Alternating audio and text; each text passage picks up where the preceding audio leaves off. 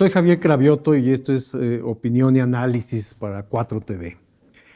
En los últimos días no se han dado cuenta que hay como una narrativa nueva, o si no nueva, simplemente más en los medios, en el sentido de que actores políticos presentan posiciones más hacia un conservadurismo rancio, hacia una ultraderecha. Entonces, pensando en ello, es que quise preparar lo que tengo para hoy en esta sección de opinión y análisis. En México llevamos décadas de ver cómo la derecha, esa que produjo el neoliberalismo, se mantuvo como una minoría que al día de hoy puede ser de un 25-30%. Sin embargo, esa derecha logró gobernar el país durante varios sexenios. Por lo menos, si no es que desde antes, a partir de Miguel de la Madrid, Salinas, Zedillo, Fox, Calderón, Peña Nieto.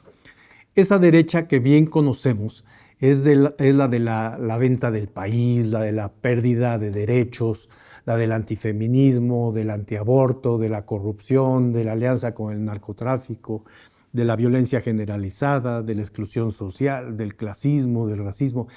Es esa del cártel inmobiliario, de las marchas rosas, de la evasión de impuestos, de la discriminación social. Es la de ese modo cultural que nos divide por razas, por color, por género, por religión, por clase social y económica. Es esa ya bien conocida por todos y que malgobernó al país por todos esos años. Ahora, además de esa derecha representada por el PAN y otros más, que se presentaron en días pasados cambiando su logo, su marca, siguen siendo los mismos, porque no cambian su esencia, no cambian a sus representantes y mucho menos cambian a sus adeptos, es decir, son los mismos haciendo lo mismo.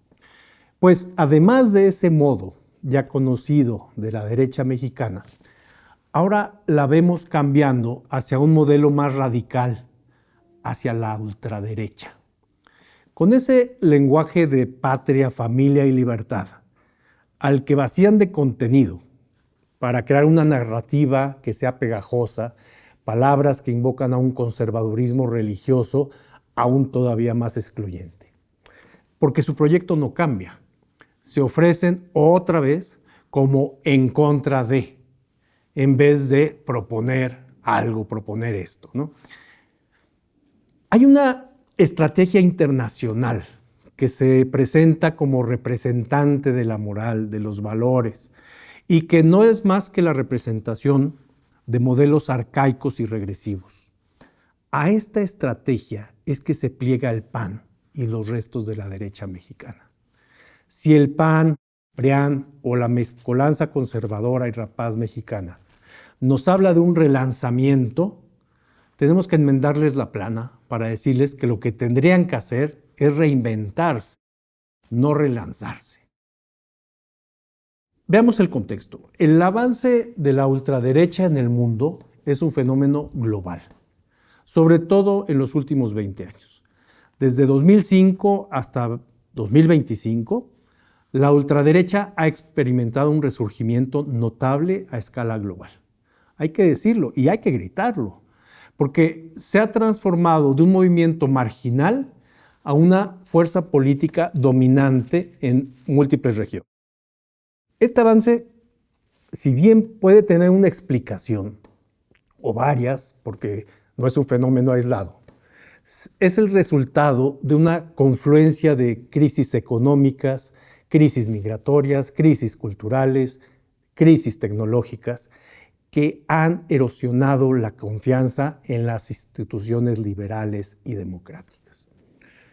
El politólogo holandés Cas Mod, quien acuñó el término populismo radical de derecha, sugiere que este auge de la extrema derecha se cataliza en tres momentos principales. En el 2001, en el 11S, en el 11 de septiembre, estos ataques en Estados Unidos y a las torres, ese ataque fomentó narrativas extremas de seguridad nacional. También en el 2008, esa recesión mundial que exacerbó desigualdades económicas y sociales.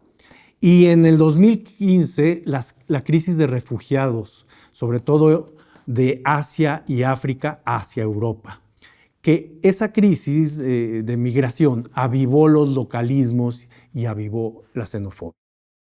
En Europa, América Latina, Estados Unidos y Asia, partidos y líderes ultraderechistas han capitalizado el descontento con la globalización y prometen recuperar la nación mediante políticas antiinmigrantes, proteccionistas y autoritarias, como si esa fuera la necesidad que resuelva las crisis.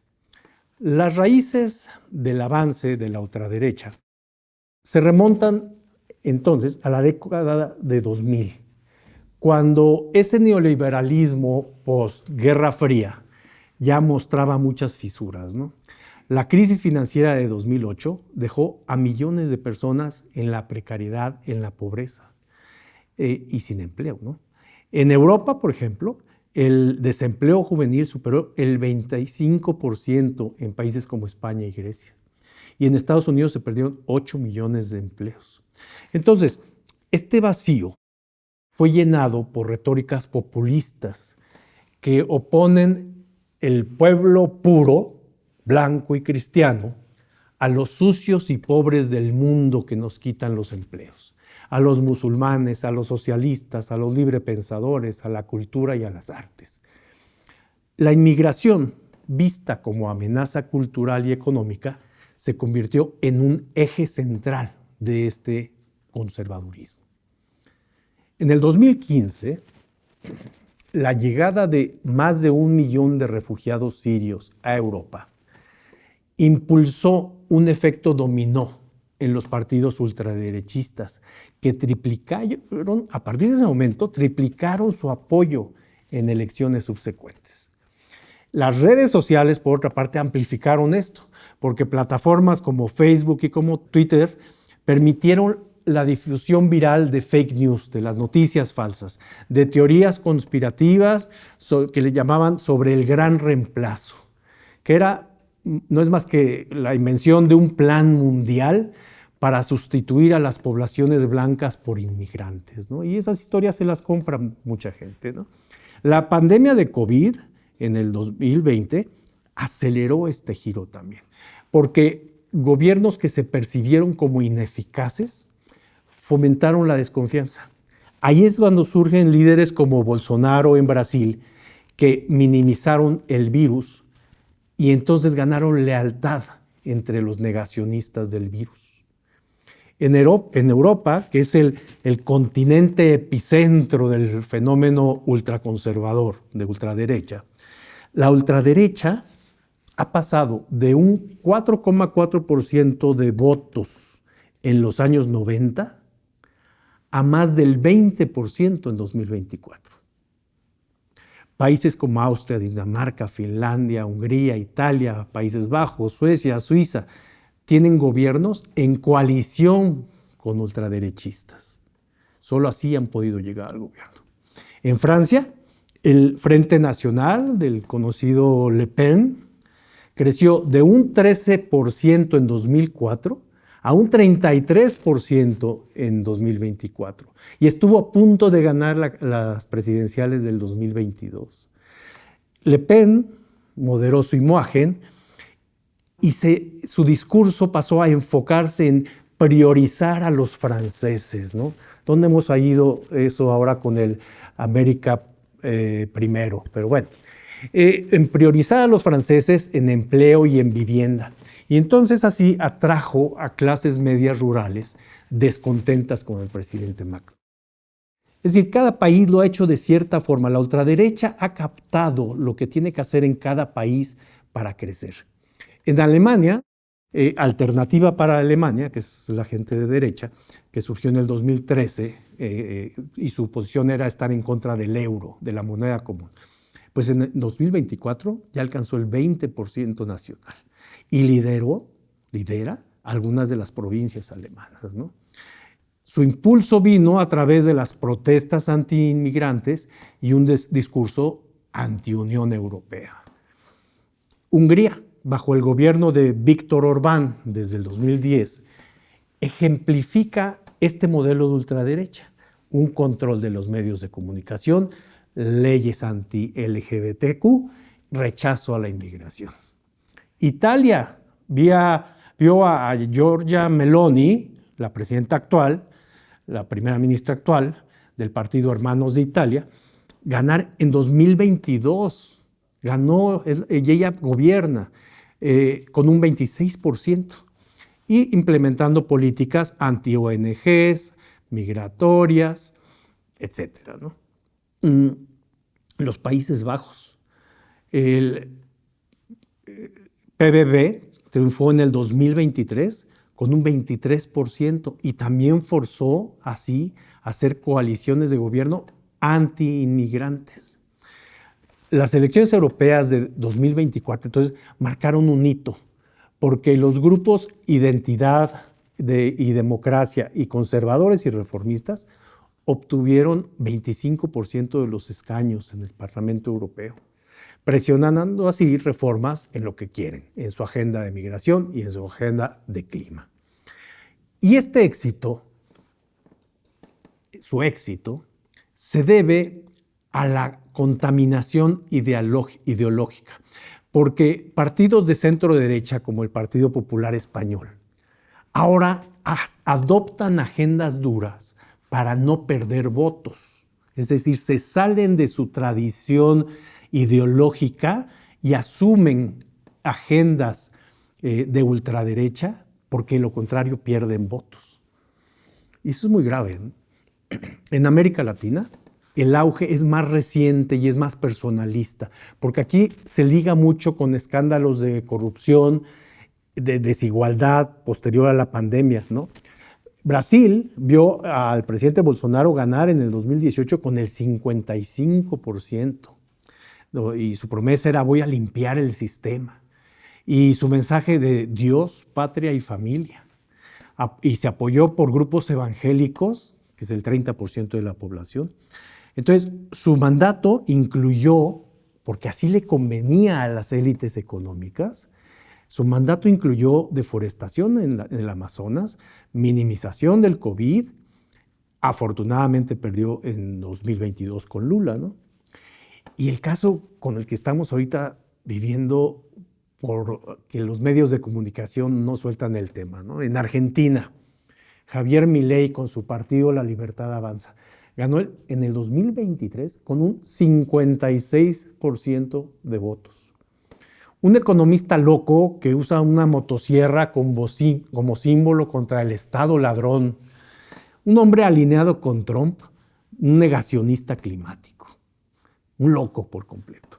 En El Salvador, Bukele, del partido Nuevas Ideas, él arrasó en 2019 y volvió a arrasar en 2024 con 85%, combatiendo pandillas con mano dura, pero erosionando todas las libertades. Y la gente lo acepta y la gente vuelve a votar por él, ¿no? Chile y Perú ven oposiciones muy fuertes, ¿no? José Antonio Kast, del Partido Republicano, casi gana en el 2021.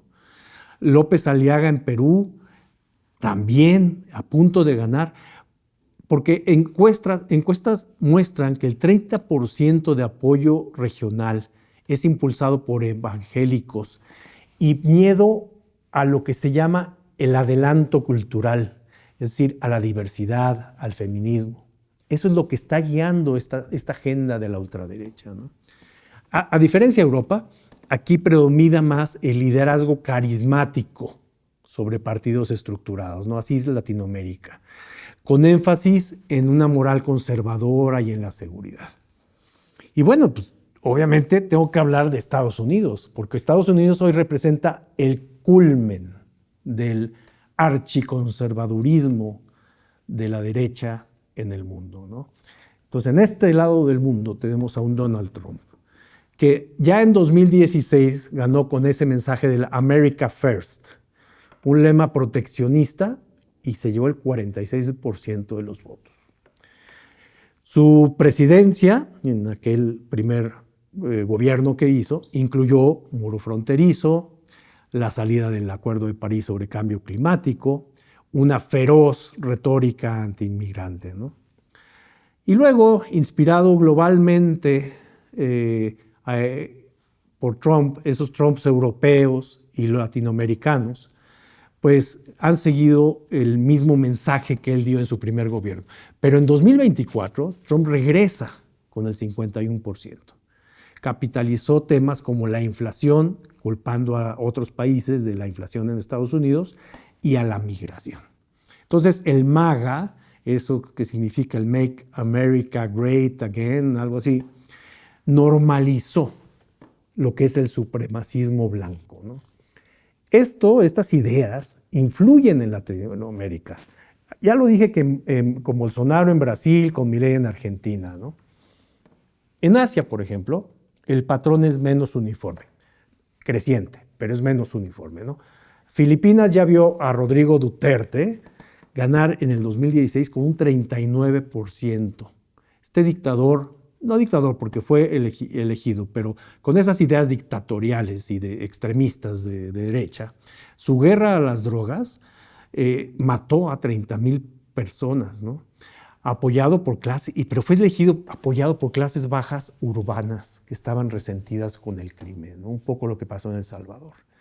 En la India, bajo el gobierno de Modi, desde el 2014 se fomentan políticas antimusulmanas y nacionalistas. Y ese mensaje gana entre las clases medias de la India. En Turquía, Erdogan, desde el 2003, mezcla islamismo con populismo, gana el 52% en 2023, pese a tragedias porque habían tenido estos años de terremotos que no habían podido resolver. Bueno, ganan, porque es muy irónico y es dramático que todos estos gobiernos que económicamente promueven recortes sociales obtienen votos correlacionados con la pobreza. La ONU nos reporta que un 25% más de votos ultraderechistas salen de los desempleados que no tienen prestaciones. Que es una tragedia, ¿no? ¿Qué estamos pensando como sociedad cuando salimos a votar por quien nos dejó sin trabajo? Está pasando. Socialmente, la ultraderecha fomenta la violencia. Los ataques estos de far-right en Alemania, por ejemplo, porque son cosas documentadas, o sea, no son teorías ni datos de que sí nos puede sonar, no, hay datos. Todos los ataques en Alemania de la extrema derecha son reales. Hay víctimas al respecto, ¿no? Hay una amenaza latente al multilateralismo. Se sale de los tratados, ya sea comerciales, del clima, todo. Es decir, se vuelve hacia una unilateralidad del más fuerte, ¿no? Manda el que tiene el dinero, las élites económicas. Se pierde ese entorno social que se viene construyendo año tras año, década tras década. Bajo sus gobiernos, la salud pública sufre porque además del problema de salud, hay un negacionismo climático, se promueven las antivacunas, ¿no? Y bueno, esa es la realidad de la ultraderecha en el mundo, ¿no? Sin embargo, no todo está perdido porque hay defensas contra ellos, ¿no? Hubo protestas masivas en Alemania contra esta forma de gobernar. En Francia, finalmente Le Pen no ganó porque se unieron los demás partidos para no permitir que la ultraderecha llegara al poder, que estuvo así cerquita, ¿no? Y entonces se unen los demás partidos porque la sociedad que resiste sale a las calles y dice, nosotros no aceptamos eso. Soluciones hay, y las soluciones las hemos vivido en México de alguna manera, porque soluciones ante estos modelos incluyen fortalecer la protección social, es decir, aumentar salarios, ampliar libertades. Todo esto reduce votos de estas ultraderechas, ¿no? Combatir la desinformación, unir a los progresistas o a los socialistas, a los chairos o como nos quieran llamar, ¿no? Eso está sucediendo en México, ¿no? Así que me parece que el PAN debe aprender la lección, entendiendo a México.